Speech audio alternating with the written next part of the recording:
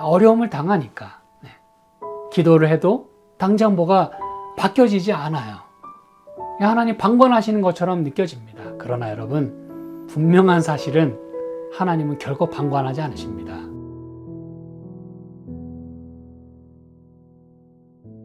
오늘 함께 나눌 말씀은요, 이제 오바댜서인데요.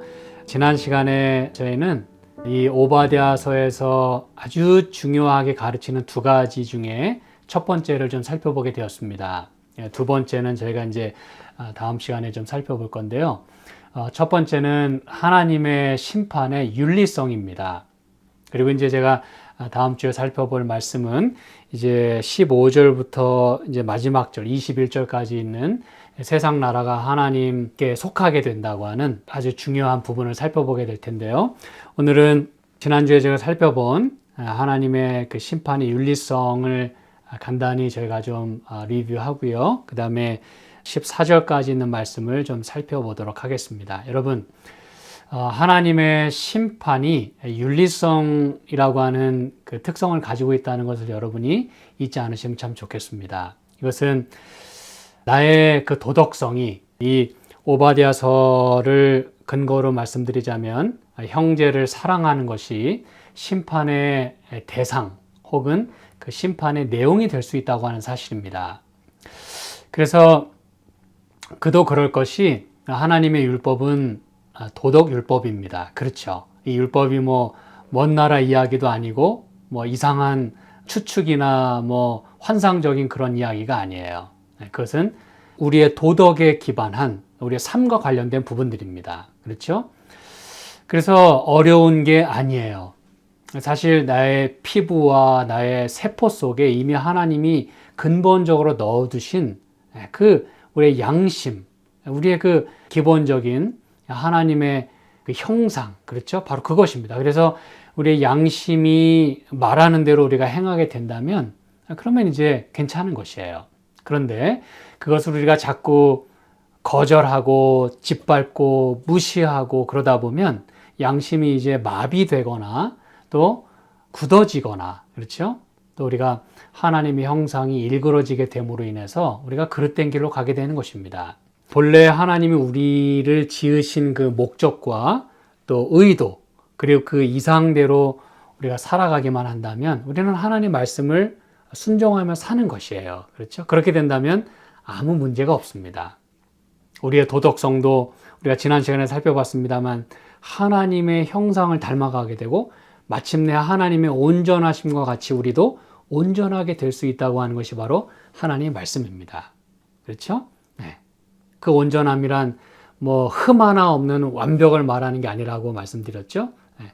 하나님의 자비하심 같이 누가복음에 말한 것처럼 우리도 자비할 수 있다면, 친절할 수 있다면 그것은 우리가 하나님을 영화롭게 하는 것이고 하나님을 닮아가는 것이다 라고 말씀한다는 것입니다. 그래서 오늘은 저희가 이제 1절부터 14절까지 있는 말씀 살펴보고 다음 시간에 다시 말씀드리지만 아주 오바댜서에서 강조하고 있는 두 번째, 바로 모든 세상 나라가 하나님께 속하게 된다고 하는 말씀을 15절부터 21절까지 저희가 다음 시간에 살펴보도록 하겠습니다.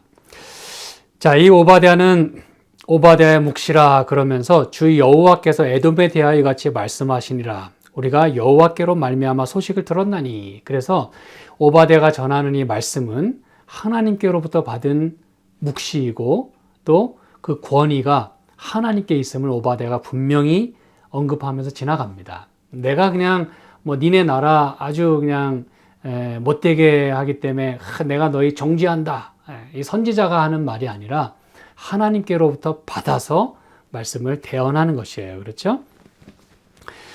자, 그런데 이제 어떤 말씀으로 시작하냐 하면 곧 사자가 열국 중에 보내심을 받고 이르기를 너희는 일어날지어다. 우리가 일어나서 그로 더불어 싸우자 하는 것이니라 그랬어요.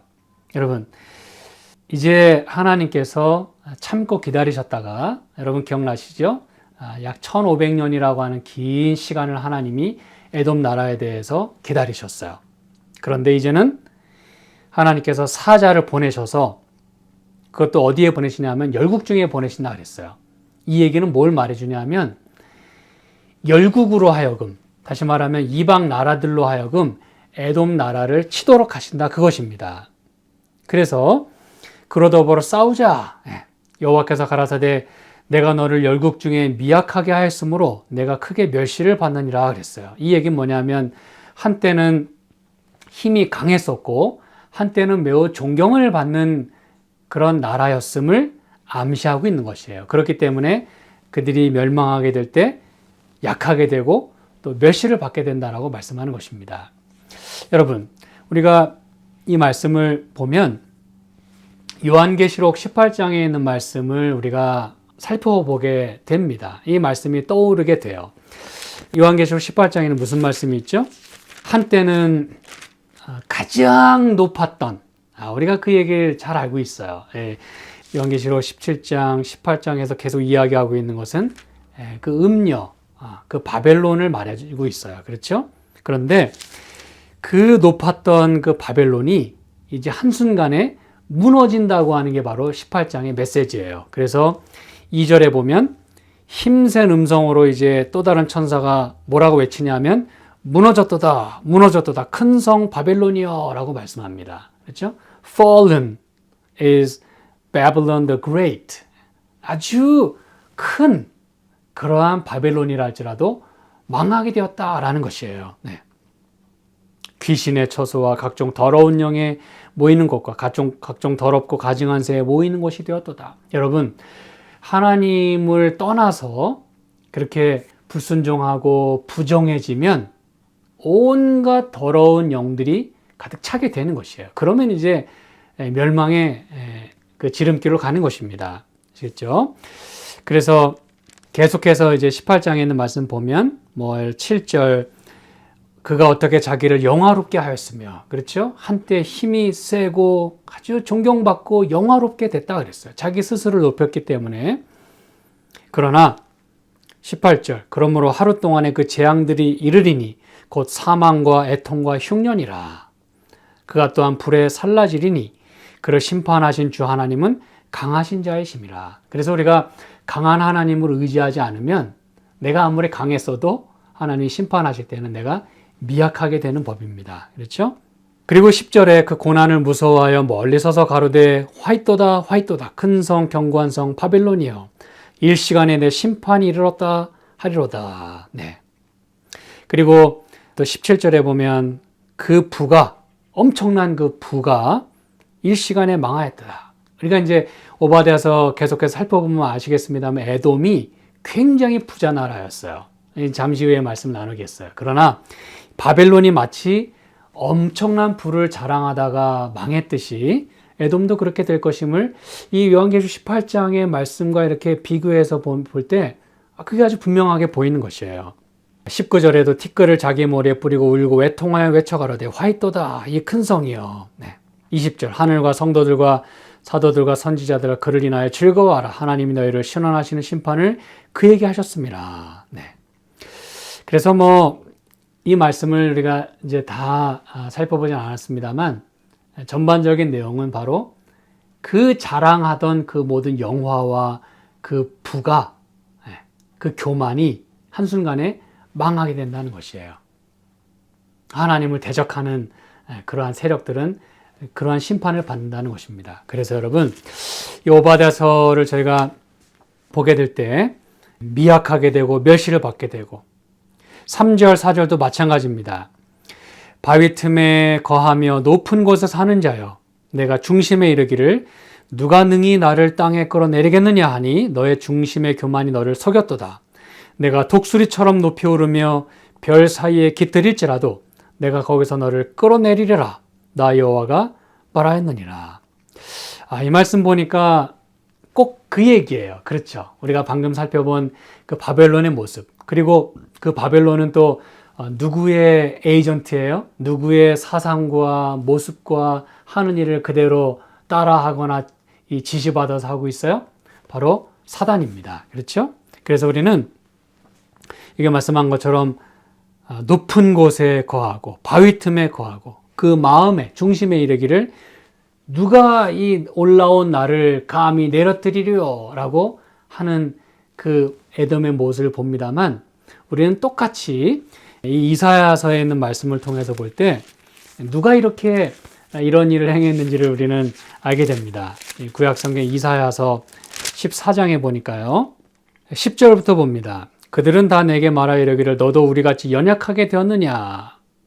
그러면서 이제 연약하게 된 것을 말해주고 있어요. 내 영화가 음부에 떨어졌으며, 자, 아까 바벨론의 모습과 똑같잖아요. 이게 이제 결국 한 존재, 궁극적으로 한 존재에 대한 이야기입니다. 12절. 너 아침의 아들 계명성이여 어찌 그리 하늘에서 떨어졌으며, 하늘 꼭대기에 올랐기 때문에 떨어지는 것이에요. 너 열국을 엎은 자여 어찌 그리 땅에 찍혔는고, 네가 내 마음에 이르기를, 아까 오바댜서의 표현대로라면 네 중심에 이르기를, 내가 하늘에 올라 하나님의 뭇별 위에 나의 보좌를 높이리라. 아까 오바댜서도 여러분 내가 독수리처럼 높이 오르며 별 사이에 깃들일지라도 그랬잖아요. 그렇죠? 내가 하늘에 올라 하나님의 뭇별 위에 나의 보좌를 높이리라.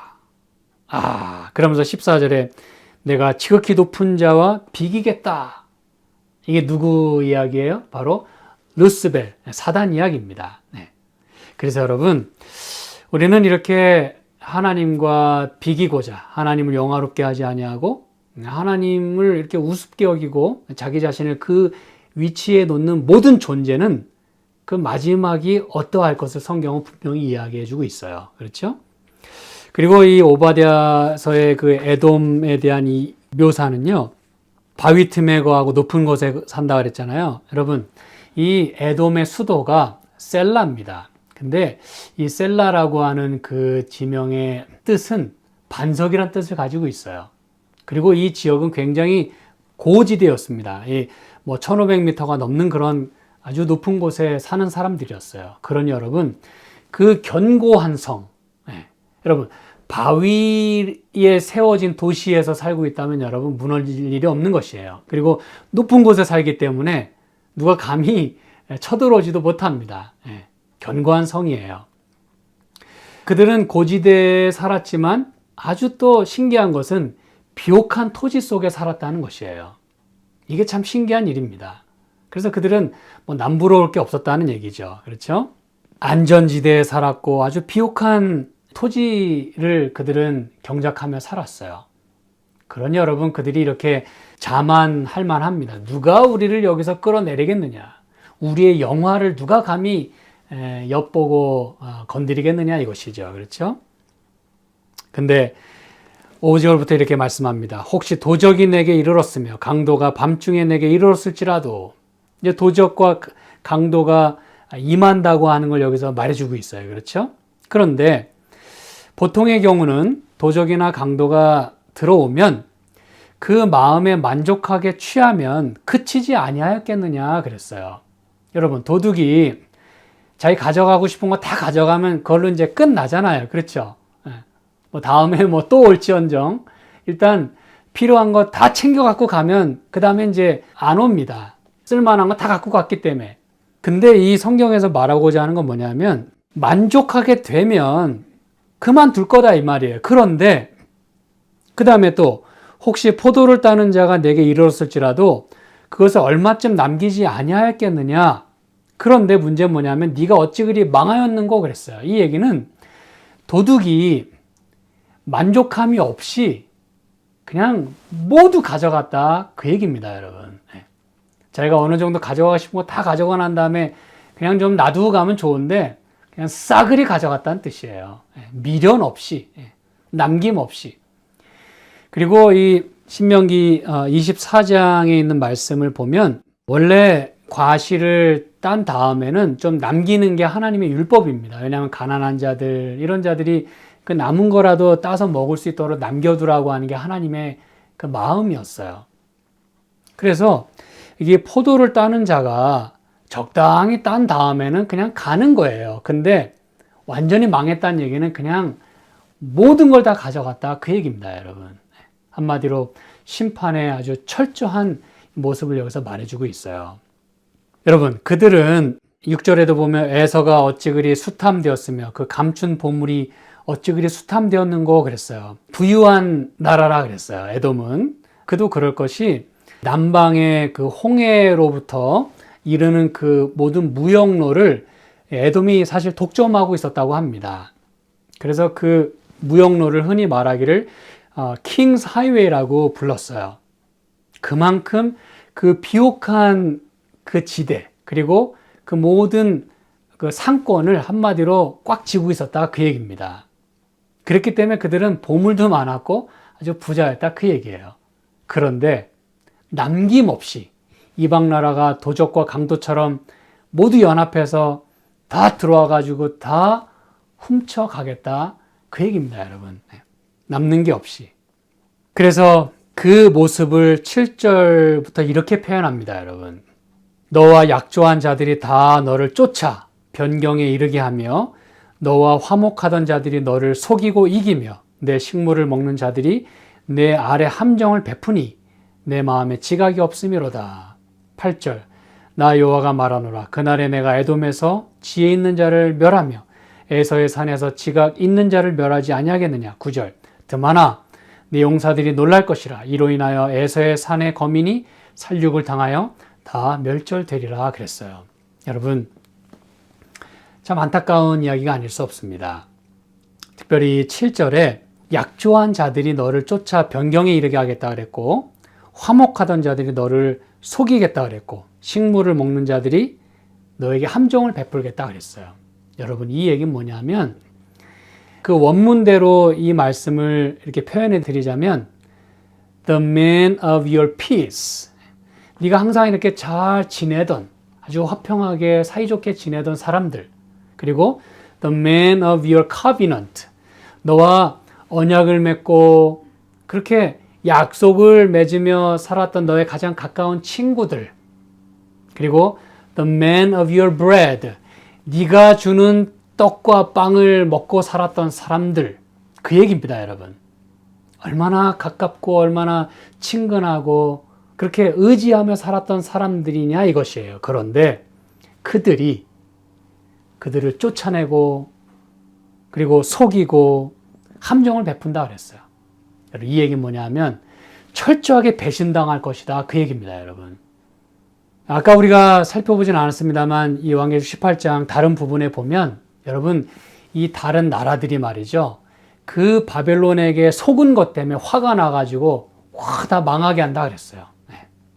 이게 여러분 성경 전체가 다 같은 얘기를 하고 있어요.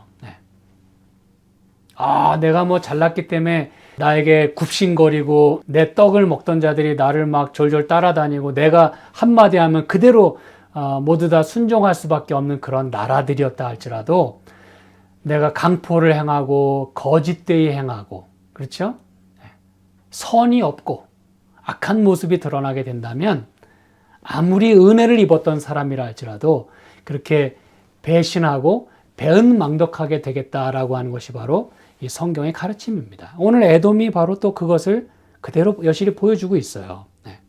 그래서 가장 가까운 친구들도 이렇게 함정을 파게 되는, 은혜를 갚지는 못할 망정 이렇게 속이고 함정을 판다 그랬어요. 근데 이 모든 것들이 여러분 내 마음에 지각이 없음이로다 그랬어요.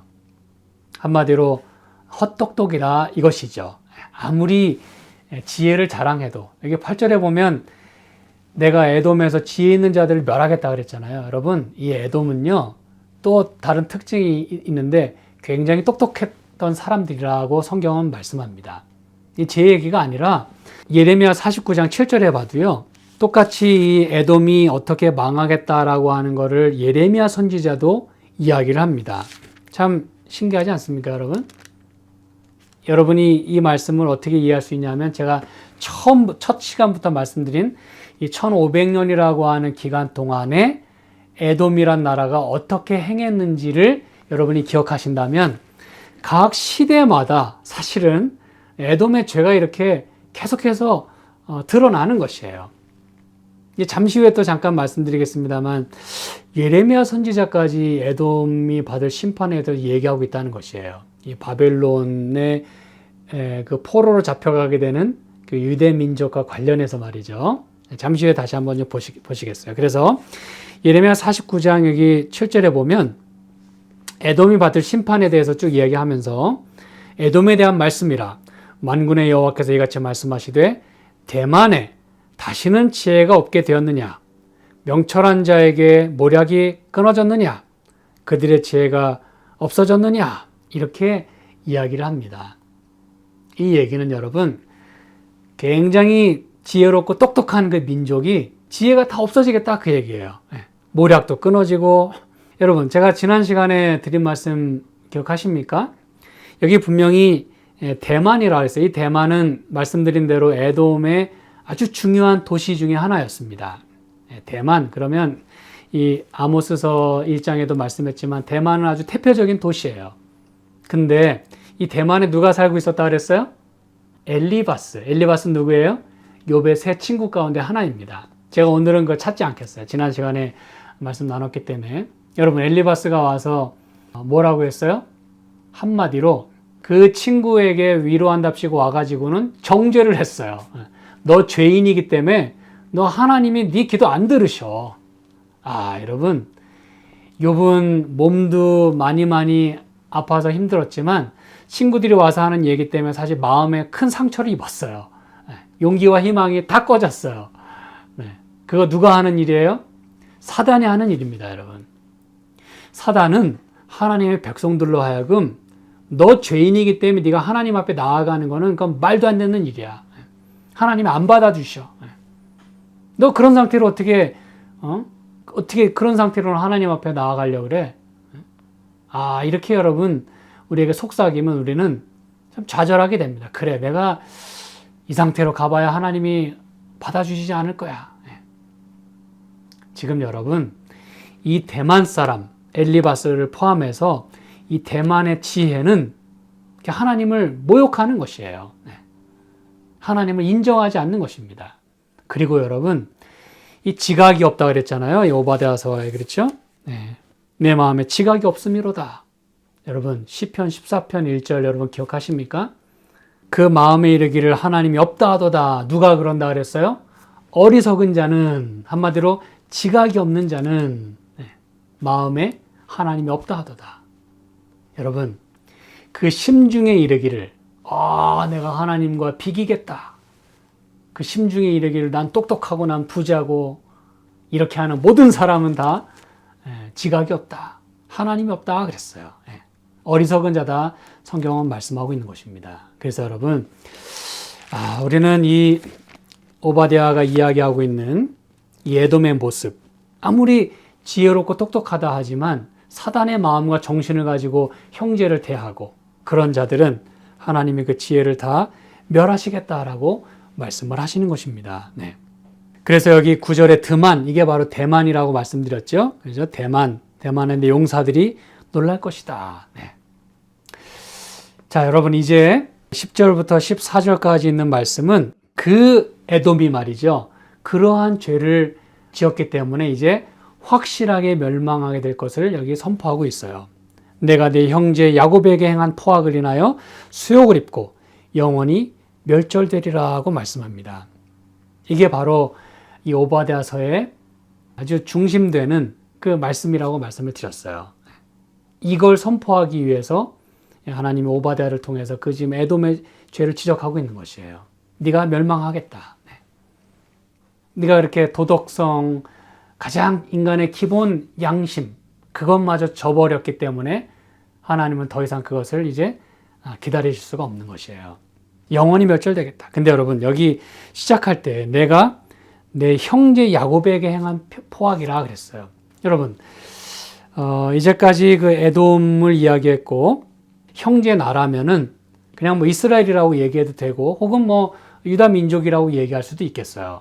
근데 여기 내 형제 야곱이라고 이렇게 이름을 구체적으로 표현한 이유는 무엇일까요? 이건 의도적으로 그 야곱이란 이름을 씀으로 인해서 에돔, 즉 에서와 이 혈연 관계에 있다고 하는 것, 형제지간이라고 하는 것을 상기시키는 것이에요. 그걸 아주 딱 건드리기 위해서 내 형제 야곱이라는 이 표현을 의도적으로 하나님이 오바댜를 통해서 사용하신 것입니다. 네 형제잖아, 야곱. 너 에서, 네 형제 야곱. 지금 그거 말씀하고 계시는 것이에요. 뭐 멀리 이렇게 추상적으로 생각하는 게 아니라 네 형제 야곱, 포악을 인하여 수욕을 입고 영원히 멸절되겠다라고 말씀을 합니다. 우리가 일전에 신명기 23장 7절에 있는 말씀을 살펴봤어요. 그렇죠? 이것은 하나님께서 이스라엘 민족에게 네 형제의 나라인 에돔을 어떻게 하라고 여기 말씀했냐 여러분 기억하십니까? 신명기 23장 7절에 보면 너는 에돔 사람을 미워하지 말라 그랬어요. 그는 너의 형제니라. 이게 바로 하나님의 마음이었어요. 이스라엘 민족에게 하나님 말씀하시기를 에돔은 네 형제니까 미워하지 말어. 근데 여러분 이 에돔은 정작 어떻게 했어요? 자기 형제인 야곱 그 이스라엘 민족을 아주 못되게 굴었어요. 그래서 이제 11절부터 14절까지 또한 그거를 낱낱이 공개하고 있어요. 니네가 이것 때문에 멸절될 수밖에 없는 거야. 이렇게 말이죠. 그래서 구체적으로 말씀합니다. 내가 멀리 섰던 날, 곧 이방인이 그의 재물을 늑탈하며 외국인이 그의 성문에 들어가서 예루살렘을 얻기 위하여 제비 뽑던 날에 너도 그들 중 한 사람 같았었느니라. 사실 여러분 멀리 섰다고 하는 것은 방관이거든요. 그렇죠? 근데 방관이 어떻게 보면 어떤 사람들은 그렇게 얘기할 수 있겠어요. 아, 목사님, 누가 싸울 때는 그냥 방관하는 게 최고입니다. 이렇게 말이죠. 근데 이건 단순한 그 얘기가 아닙니다. 사실 방관할 수밖에 없는 상황이 있을 수 있겠죠. 그렇죠? 근데 이 얘기는 뭐냐면 지금 자기 형제잖아요.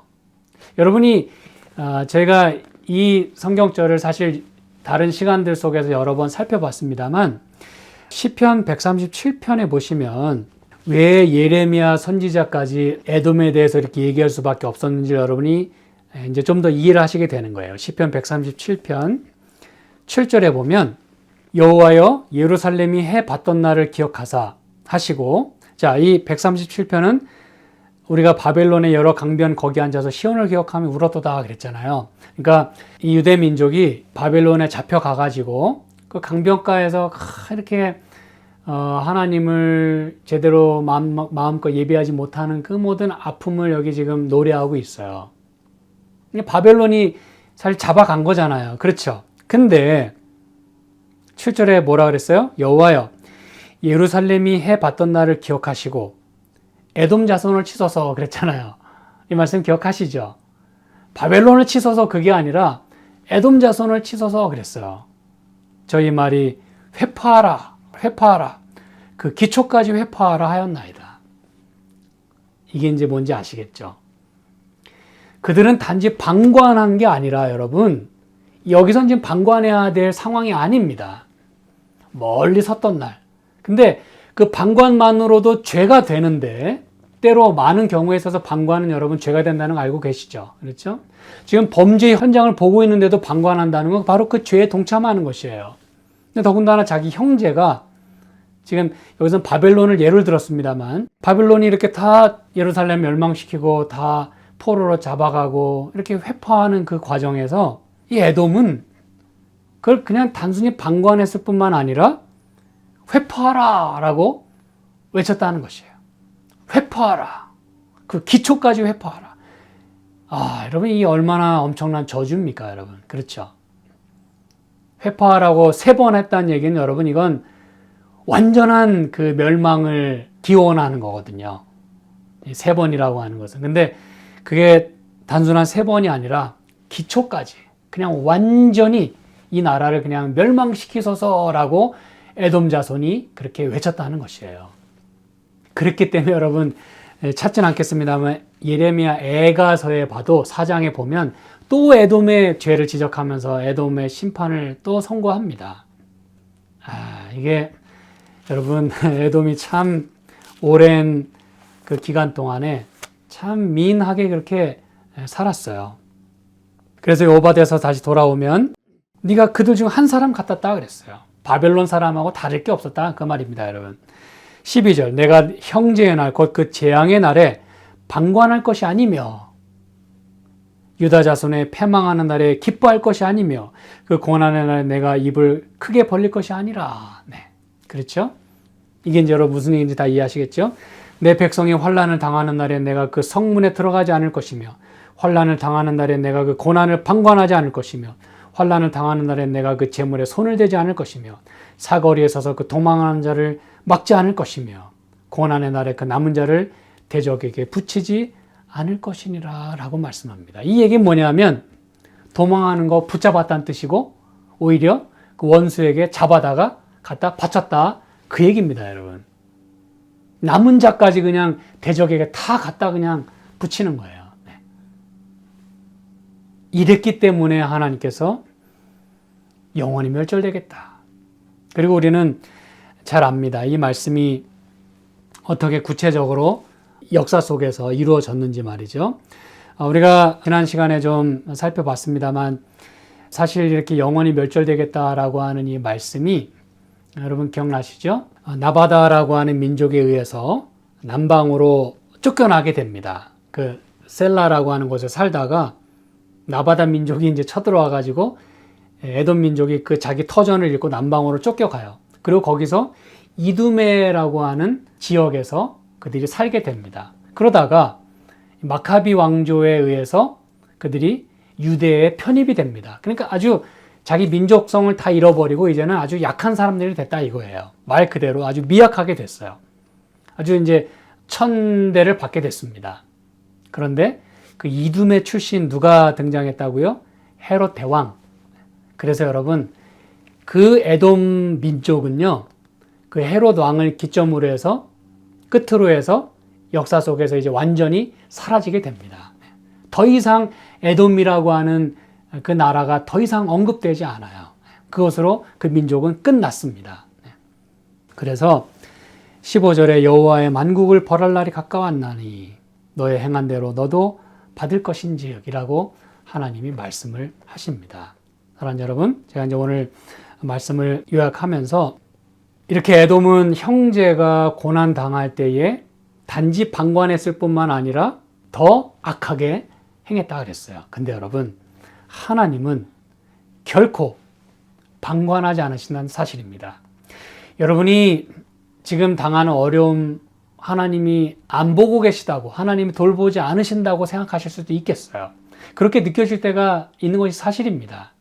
왜냐하면 뭐 달라지는 게 없고 뭐 좋아지는 게 없고 어려움을 당하니까 기도를 해도 당장 뭐가 바뀌어지지 않아요. 하나님 방관하시는 것처럼 느껴집니다. 그러나 여러분, 분명한 사실은 하나님은 결코 방관하지 않으십니다. 이스라엘 민족이 약 1500년간이나 이렇게 길게 어려움을 당하고 형제 나라에 의해서 핍박을 받았지만 결국은 하나님이 이렇게 심판을 베푸신다는 걸 여러분이 기억하셨으면 참 좋겠어요. 그렇다고 이 중간중간에 하나님 아무 말씀 안 하셨어요? 아닙니다.